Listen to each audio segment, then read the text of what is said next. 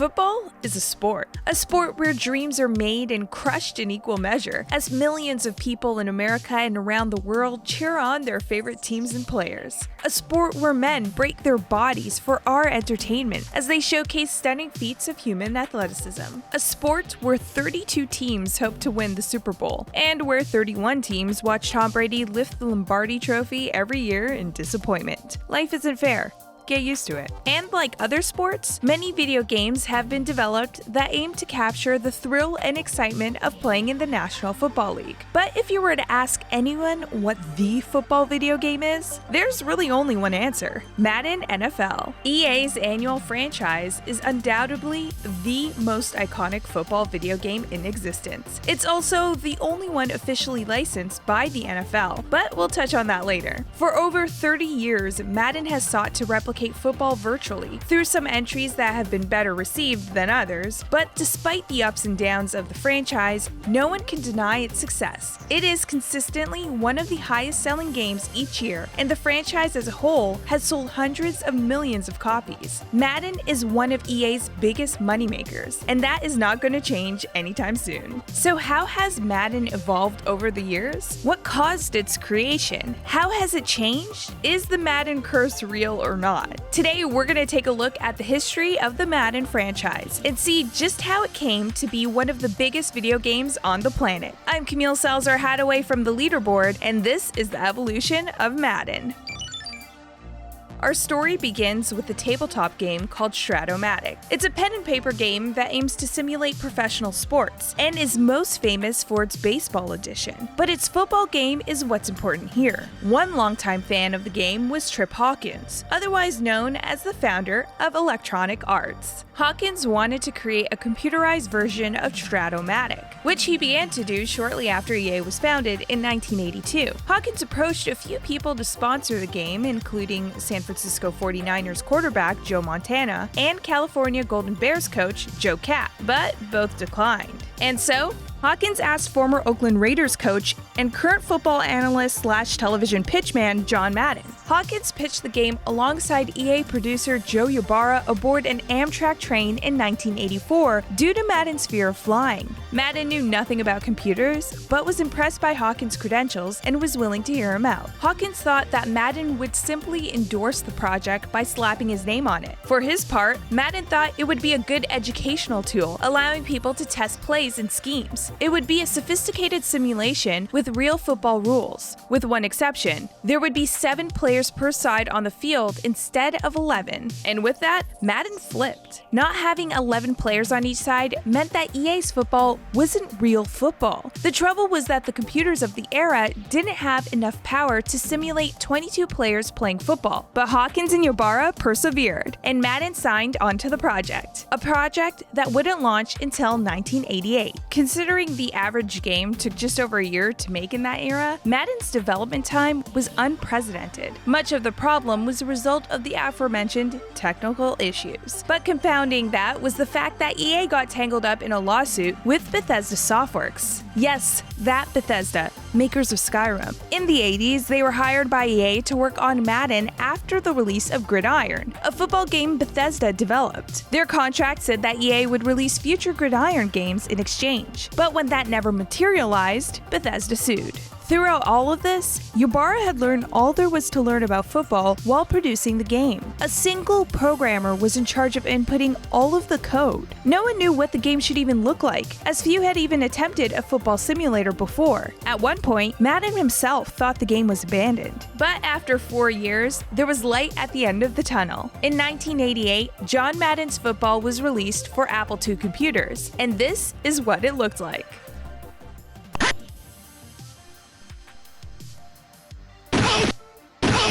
The first Madden game was a modest success by all accounts. Hawkins was happy with its performance, especially as the game was released just before EA underwent an initial public offering. Ybarra, meanwhile, had other thoughts. As he told ESPN years later, "All my memories are of pain." When it launched, Ybarra moved on to other projects. He didn't want to watch a full season of football afterwards, and never worked on another football game again. And honestly, that seems like the right call. Today, we think of Madden NFL as being an annual original franchise. But when John Madden Football came out, there weren't any immediate plans for a sequel. And so, there was no Madden game in 1989, the only year there hasn't been a new title since the franchise's debut. Even if there was a new Madden that year, it's likely that other football games would have received more attention anyway. For example, CinemaWare's TV Sports Football featured better graphics and presentation, along with 28 different teams to play as. Fortunately, Madden was about to break big in 1990, and it's all thanks to a brand new console that was just entering the market. And the maker saw what he had done and said, "Now that's not bad.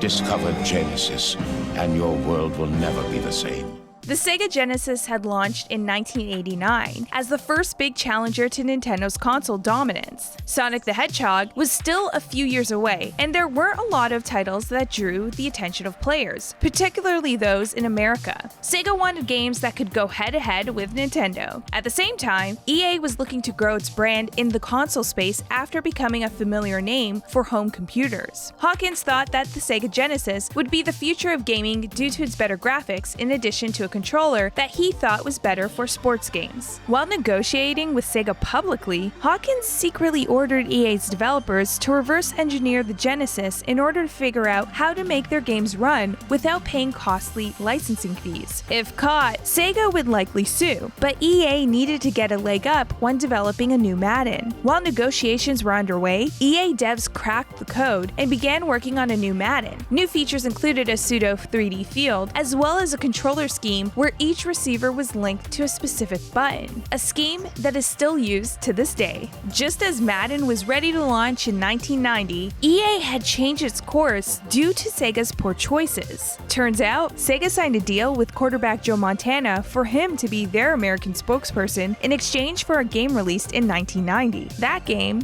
Joe Montana Football, wasn't going to be completed in time for the holidays due to turmoil with its developer. Sega's solution was simple: just have EA change the Madden franchise into a Joe Montana franchise. Just sacrifice Madden so Montana's deal wouldn't fall through. But that was not what EA did. EA decided to release both games within a month of each other.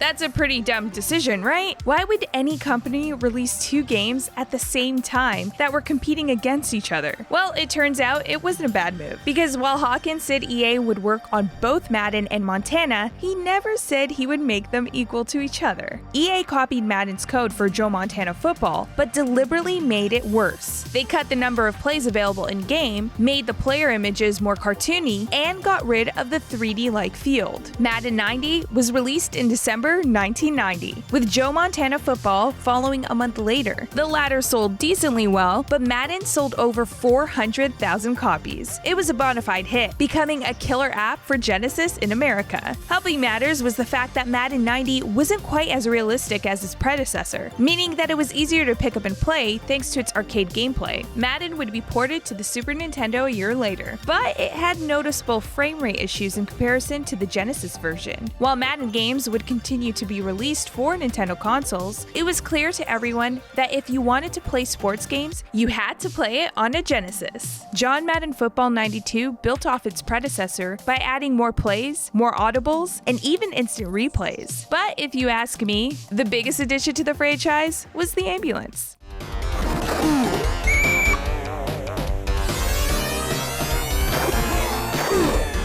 If a player got injured in Madden 92, an ambulance would drive onto the field and run over other players. The ambulance would appear in other games, but it lacked the visceral impact found here. The NFL would eventually ask for its removal, calling it inappropriate. To be honest, I totally get it, but my counterpoint is that this is the best thing Madden has ever done, and I will fight people if they disagree. John Madden Football 93 was yet another success for EA, going on to sell 1 million copies. Critics said that although the game was virtually identical to its predecessor, the minor gameplay improvements still made it a great football game. I'd just like to point out that this is the fourth 4th Madden game released, and we've already got complaints about a lack of iteration. Some things never change. As successful as it was, Madden's release that year was overshadowed by a feature found in another football game, NFL Sports Talk Football 93. As bad as that name is, it featured full licensing from the NFL, meaning every single one of its official teams and players were present in the game. Madden had used placeholders up to this point, and the lack of license would go on to hurt the series if things didn't change. Madden 94 was the first game to get an official NFL license to use team names. A year later, Madden 95 was the first to get licensing from the NFL Players Association, allowing EA to use player likeness and stats. At the same time, EA partnered with developer Visual Concepts for its SNES ports. Turns out the change in developer was all that was needed to make Madden a success on a Nintendo console, as Visual Concepts crafted a compelling football game that kept up with its Genesis version. Taking this all together, and Madden became the game to play if you wanted to play a football video game. Unfortunately, that wouldn't last.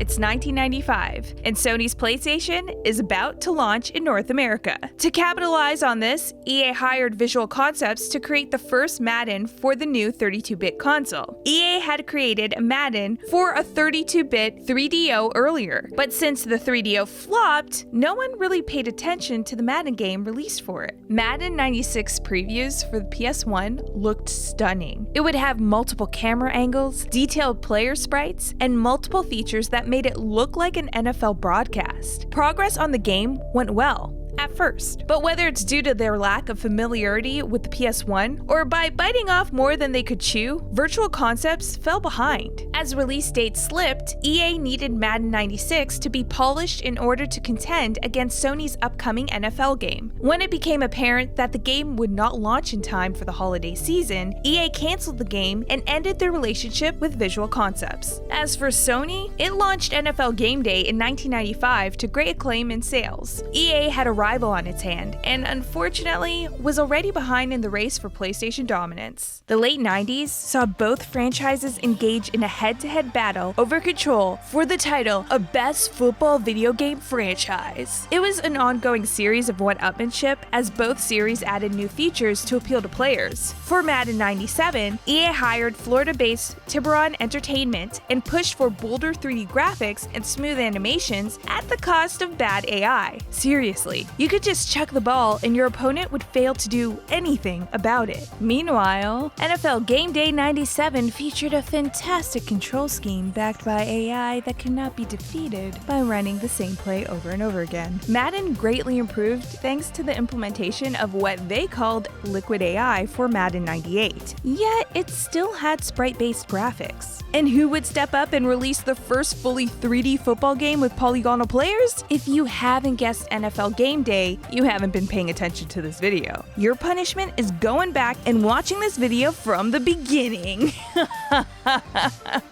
I'm kidding. The rivalry between the two games was heated, and there was no love lost between Sony and EA. Just take a look at these quotes by Sony's Kelly Flock. He told a gaming magazine that if you want to play next year's Madden, play this year's Game Day. And Liquid AI is the crap that ran down EA's leg when they saw Game Day. I mean, damn, man, these people have families. Fortunately for EA, it would regain Madden's position as the premier football franchise thanks to Madden 99. The game was the first fully 3D title in the series, but that wasn't the killer feature. That would be the franchise mode, a new game mode that lets players take on the role of a team's general manager across multiple seasons. It's arguably the mode that made Madden Madden, and the success of the game caused EA to buy Tiburon and make it the sole developer of Madden going forward. And though Sony's NFL Game Day had a decent release that year, it imploded at the start of the PS2 era, allowing Madden to take the top spot once again.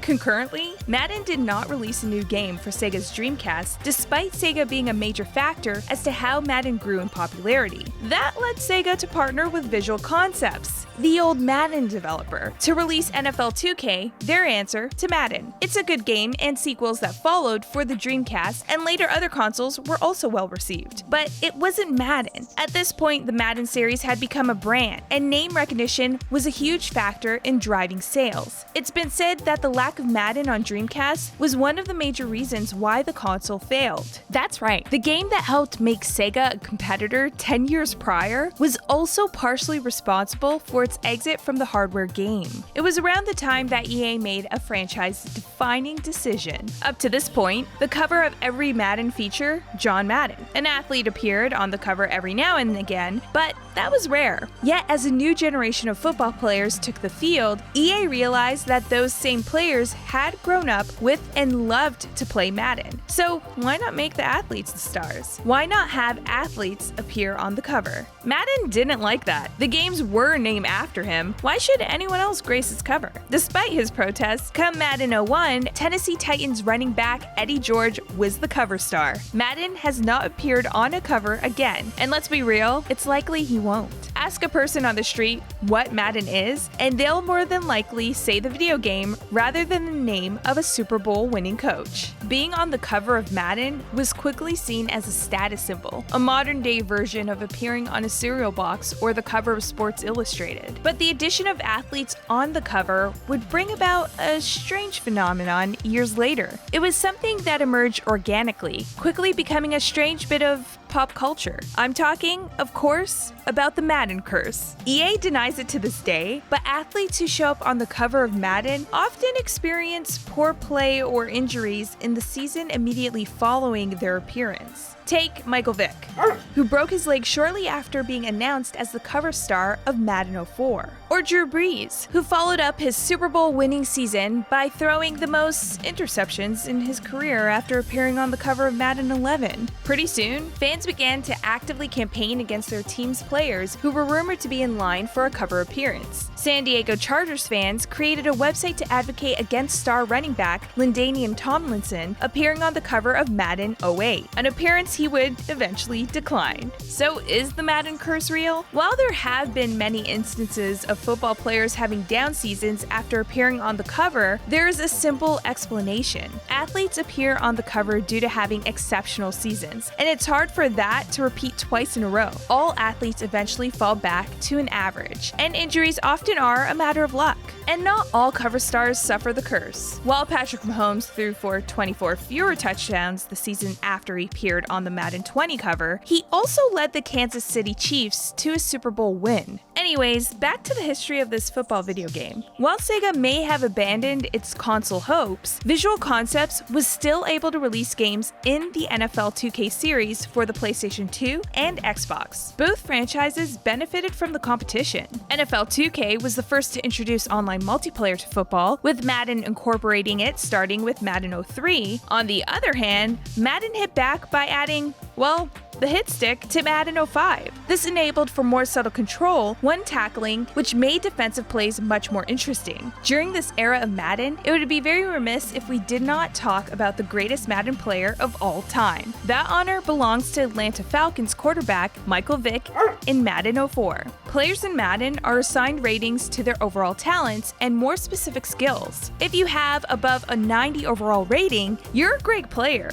If you have a 99 rating, you're a legend. Vick didn't have a 99 overall rating. What he did have was great ratings in most of his skills, but it was his 95 speed that put him above the top. Vick was a fast player in real life, but in Madden, he was unstoppable. No one could catch him if he ran, and if he didn't, he was still a great passer. EA had to balance future Madden games with Vick in mind, and to this day is still cautious when assigning ratings in order to prevent the same situation from happening again. While this was happening, NFL 2K5 hit Madden hard with a shocking move. It wasn't a new feature or improved game mechanics that spooked EA, it was the decision to price the game at $20. $30. Madden cost $50 by comparison, and NFL 2K5 would sell nearly 3 million copies. EA reduced the price to $30 to compensate. Even with NFL 2K's cheaper price point, Madden was still selling more. In comparison to the rivalry the Game Day series had with Madden in the last console generation, 2K didn't make nearly as big of a dent in its sales. But in the end, it wasn't sales that shut down Madden's latest rival. It was something much more powerful.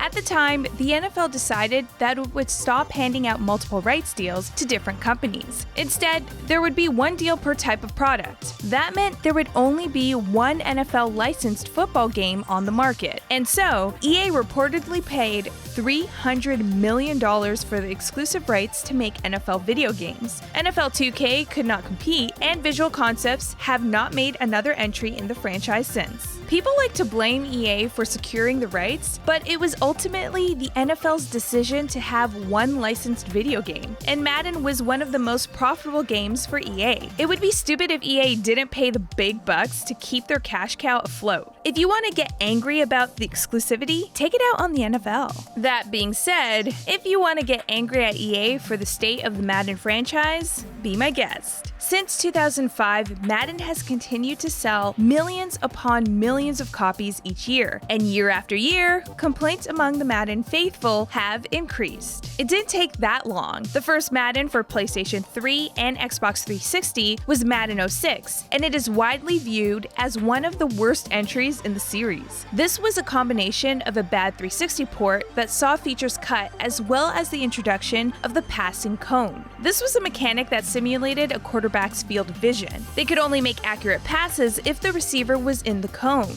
And since the size of the cone was tied to the awareness rating, that meant some of the quarterbacks absolutely sucked. The feature was tweaked and later removed just a few short years later, but it was a sign of things to come. When it first launched, the Madden series was a game changer for sports video games. Now, it was the status quo. There's a perception among many players that Madden doesn't change every year, which is an assertion that some developers have disagreed with. As an annual franchise, a lot of work goes into each game. As one developer put it in 2010, the perception among some players is that the game doesn't change every year, but I'm here working 16-hour days and sleeping in the office. That perception hurts. Some of the entries in the franchise are still well received. Madden 10, 11, 16, and 17 have been generally liked. The problem is that without any major competition, new features and improvements come out at a snail's pace. The once beloved franchise mode gets some slight changes every few installments, but there hasn't been a lot of attention paid to it. That doesn't mean EA isn't willing to experiment at times. Madden 18 introduced a story mode called Longshot, the first in franchise history. It follows a young player who is hoping to make the NFL, and your choices and performance will affect his future. The mode returned for Madden 19 before being replaced the next year. But if there's one mode that has gotten everyone's attention, for better or for worse, it's Ultimate Team. Debuting in Madden 10, Ultimate Team is a mode where you could purchase packs of player cards using in-game currency in order to create and field an ultimate team.